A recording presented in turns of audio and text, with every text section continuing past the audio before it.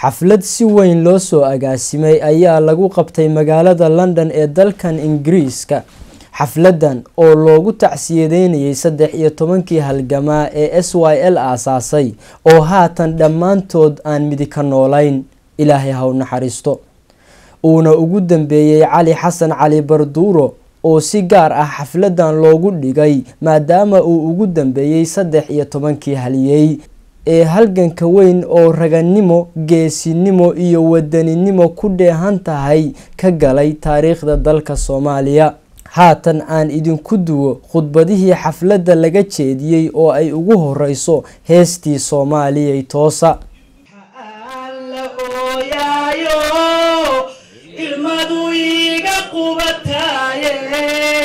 استخيار وفلوديدو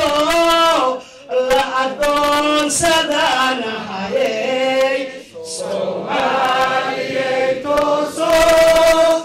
توسو اسكتير سداي حبكينا تقدرني تاغير وليكيني سدح إيطوانكا أو سويني ما هن دب أو سكمل كلي كسوجيدا وعي هايين دب أو ميرك عليه كيني أو إسباهيستي مركي أوغادين إنجليز كمركو صوغ على دالكا تقول في سمستان مركا سدعي طوان كاسي نموالبا نبو سوجيدا ما هن مال كلي لقينا خفا كاني سدحي دوك ساس يكون نقدين مركي يمادين مركاسي بتيشين كيسميه وقدي لو دلاي إيسي كواجس جوي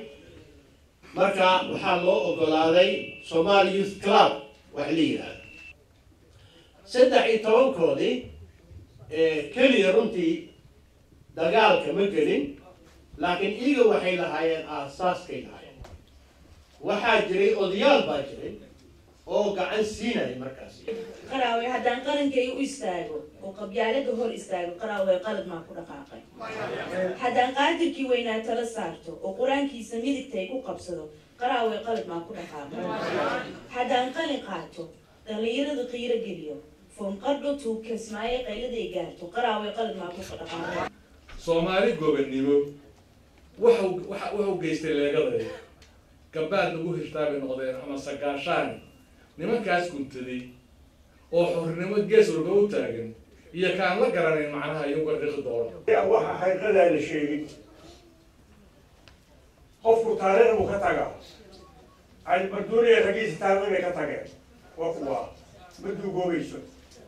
inta xumaan sameysana taariikhda ka tagayaan gumeysiga inoo baxay soo bandhigi jireen dadkeeno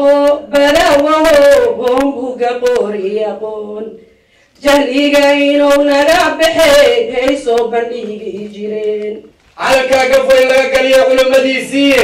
ma imriyo ninkii caasiya ciidda hooyadii cadcad baad u kala goosateen calankii weynaaye cid walba mid bay yeelato loo imaamaday cadow bay u kala dhuumataa cadow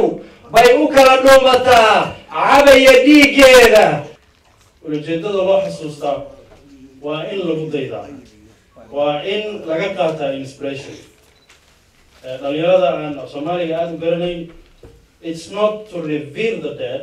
but it's to inspire the living inta nool maanta inay ku dayato way gabagabadii xafladaas ayaa waxaa hees ka qaaday fanaanada caanka ah ee Maryal Mursal oo qaaday Soomaali u diida ceeb.